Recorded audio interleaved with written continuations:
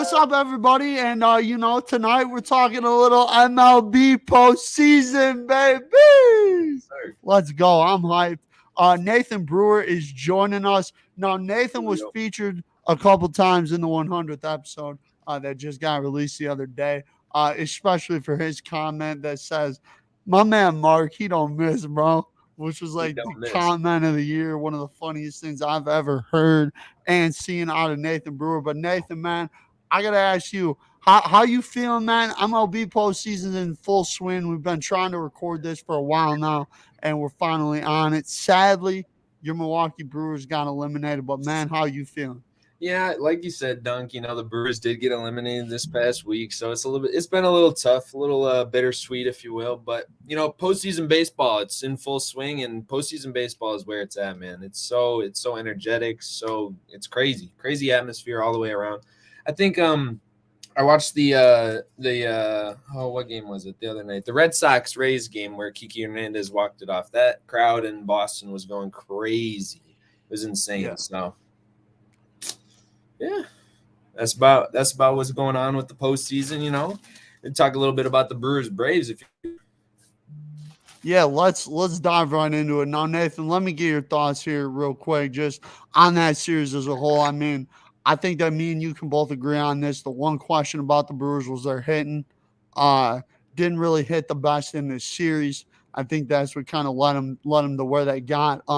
Also, there's been a lot made of Christian Yelich. Should they trade him? Should they keep him? What are your thoughts on the Brewers overall in this series, the Braves overall in this series, and on Christian Yelich? Should the Brewers look to move him? So, I was actually funny. I was talking to Riley about this last night, and just like everything that the Brewers could do this offseason. It's kind of one of those things when the season ends, I like to sit there and think, like what's happening this offseason? What do we have to pay attention to? And in terms of this series, I agree with you. The hitting, I mean, you go 1-21, I think it was, or 2-21 with runners in scoring position in that series, and you're just not going to come out on top. That's just the game of baseball. It's not that you don't win games like that. So, I mean, the pitching was, phenomenal the whole entire series. Burns, Woodruff, Peralta, they all had really good starts, but just couldn't get anything going, to save our lives, and get the runs on the board. So the Braves, they're a good team. I think they did a really good job with the injury of Acuna and bolstering that outfield this offseason, this entirety of this season, with ads like Adam Duvall and Jorge Soler, which I really thought was funny. He got COVID before game 4. Game 5. No, game 4. And he wasn't able to play. So, but he's in for next series, who they might play. I think they'll play the Giants tonight. They'll get the win tonight. I think the Giants will, but we'll have to see on that. But yeah, in terms of the Brewers Braves series and Yelich, yeah, man, I don't even know where to start with them. I told Riley it reminds me, I don't know if we have a lot of Brewers fans that watch the channel, but it reminds me a lot of the contract with Ryan Braun that we had a couple of years ago. Just a really big, meaty contract that's a long, extended time. And with a small market team like the Brewers, it's just you get so scared going into that because you don't have a lot of money to spare then once you sign a big-name player. And with Yelich, I think it's one of those you can say, his injuries have complicated his progression as a player and this and that. But I think it's really more so he needs to find what works for him now with his injuries and with his ongoing, like whatever's going on. Apparently he has back problems, but he injured his knee in 2019, which was pretty scary. And he took significant time off for that. So I just think he just needs to figure out what him. I'm not ready to give up on him just yet, but I don't know.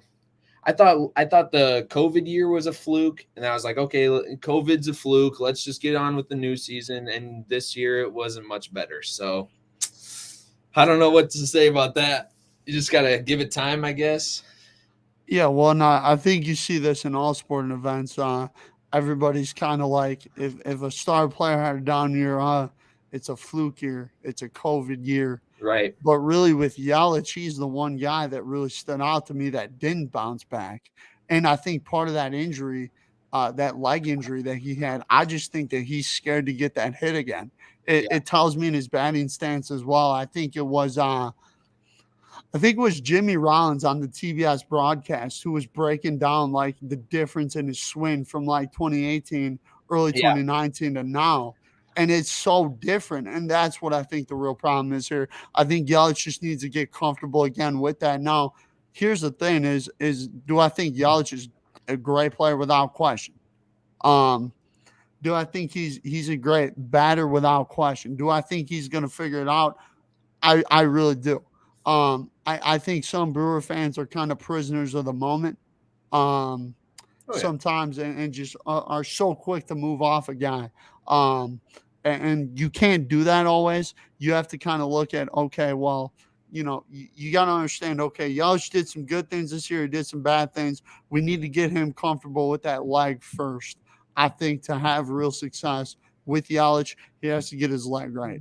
That's the Yeah. number one. Yeah. I think you're And absolutely right, Dunk. 100%.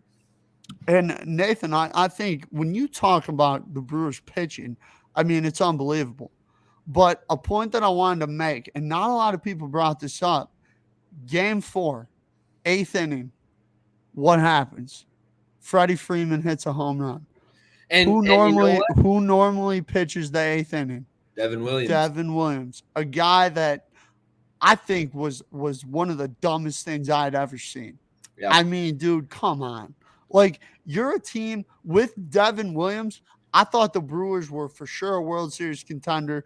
I thought, okay, they could contend with the Giants and the Dodgers because they had three pitchers that could go 7, and then you have Williams and Hader to shut the door. That's Yeah. that's good. You know what I mean? That's great. That's excellent. But when you talk about you take one of those guys out that mix, it gets hard to navigate. And credit Freddie Freeman, he's had a great year.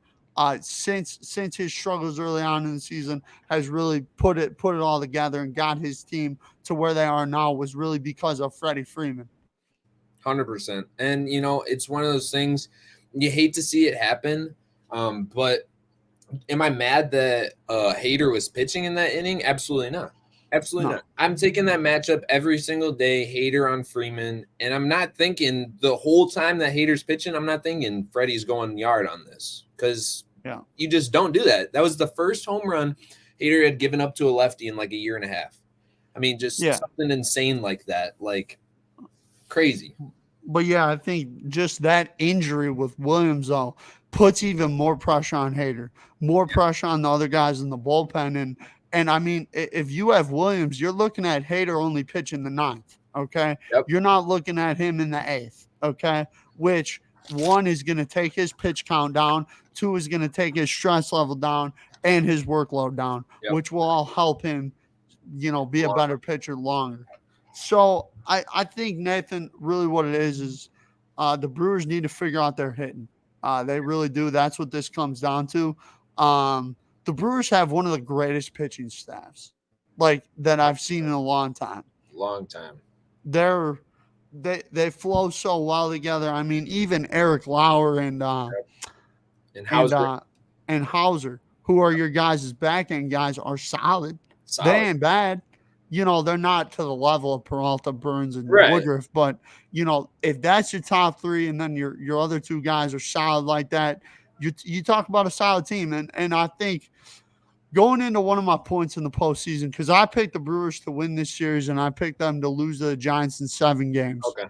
My big worry with them headed into this thing was, okay, realistically, there's one guy in the lineup who's an all-star status player who's playing like it, and that was Willie Adames.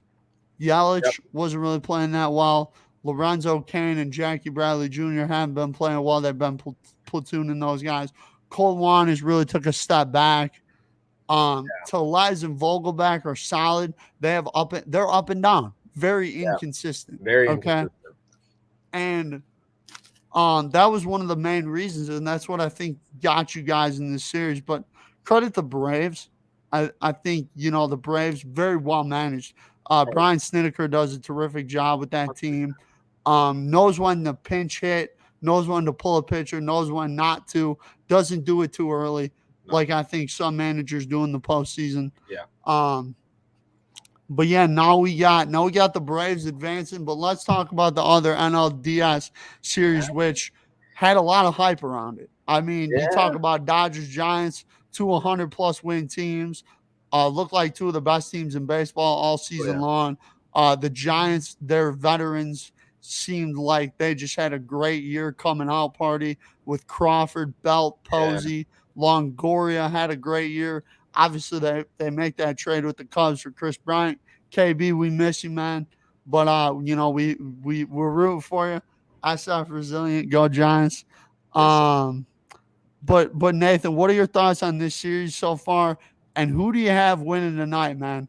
In this crazy game 5. So in my time of watching baseball, I don't think I could ever say I've seen a National League Division Series where both the teams are playoff and World Series contenders. I truly believe that. I think the Dodgers and the Giants are both World Series contenders when it comes down to it.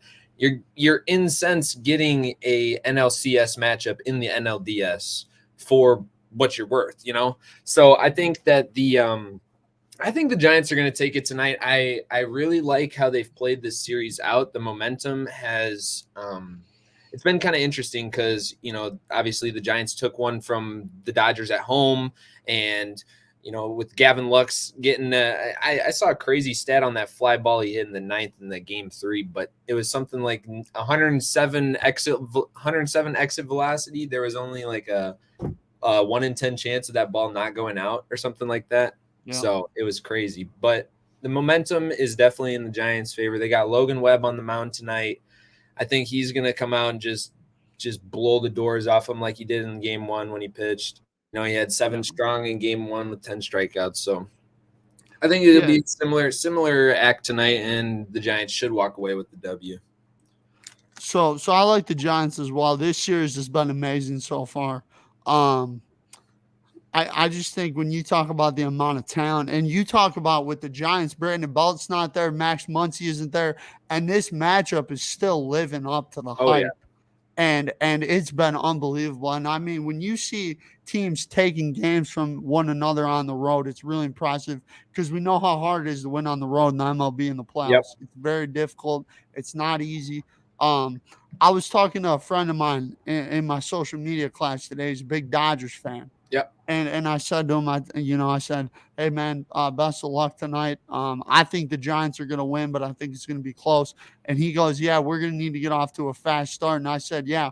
And what I think is going to be key for the Dodgers is if they let the Giants get out to a lead, that's going to make it even harder because, one, the crowd's going to get into it. Like, they need to get a run or two on the board early, like first or second inning, put some pressure on Logan Webb, put some pressure on that crowd, and just on the Giants as a whole. Because if you let, and I said to him too, I'm like, hey, if it's Posey, if it's Crawford, if it's one of those guys who's been there, look out, because that place is going to be buzzing. You know what I mean? And yeah, I think the X factor in this game is Evan Longoria. I think he's been there before. I think he comes up with a big hit or two late, and I think the Giants are going to get it done. I just think the Giants are just too good this year. I haven't seen a more consistent team. The Dodgers have kind of been up and down at points where they've went on rough stretches. The Giants have been solid all season long, and I like them close tonight. I think this is going to be an insane game 5. Dave Roberts actually, I believe, said, like, if you like sports and have a pulse, you better be watching this game. Yes. And he's right. I mean, this game is going to be absolutely insane. I think this could be one of the most watched playoff games in a very long time.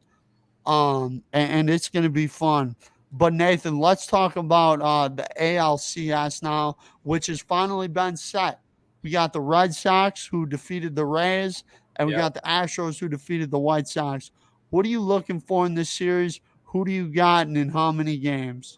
All right, so I would like to point out the Red Sox are actually my sleeper. They were my sleeper pick in the playoffs on the AL side. I really like how I don't like their pitching staff, but I do like how they, their lineup has with the add of Kyle Schwarber in the middle of the season, stuff like that. It's gotten a lot better, and they've kind of just they play so well together. They're a really close knit team, and when I was watching them play the Rays, I don't know. They're a money market team. They're a small market, just like the Brewers. They play and they do their things to get the wins. But in reality, sometimes it comes down to you can put together a winning season as a small team, but when it comes down to you having a big name star in the playoffs, sometimes those teams don't succeed. Mm-hmm. And I think that's the case with the Rays this year. It just didn't see star power in the Rays lineup, and their rotation took Blake Snell out of it. When he went to the Padres this year. So I just don't think they had the star power that they did last year when they faced the Dodgers. On the flip side of it, the White Sox Astros series, man, I really wanted the White Sox to pull through on that one. I despise the Stros. I despise the cheating scandal. As much as I may hate the Dodgers, I think that they deserve the title that year. 100%, and I really wish it would have been the Yankees that got the shot at the World Series against the Dodgers too. So I mean, whenever it's the Astros in the playoffs, you kind of sit there and you go, really, this again? And now obviously they're not cheating and whatnot, but you don't want them to win because they still have the title from when they did cheat. So but the Sox team, I don't know, they couldn't put it together in the end, and that team is so young and it's got so much upside on it. I think the sky is the limit for the White Sox, honestly. But in terms of the ALCS, I want the Red Sox to win, man. I really want the Red Sox. I think I got the Sox. I'll take them in 6. Okay. I think they'll take one on the road from Houston the first time through, and I think they'll take both of them back at home, and then they'll go to 6 and they'll close the door in Boston.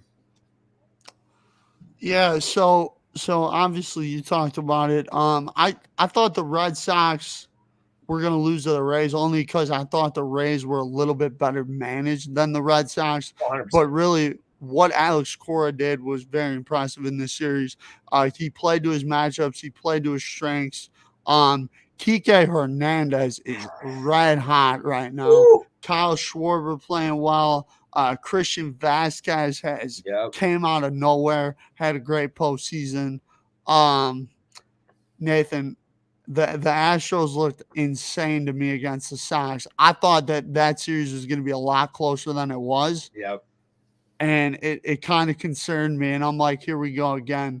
Now, interesting fact about the Astros, or the Trastros or whatever they're called, they've been to 5 straight LCSs, which is very impressive.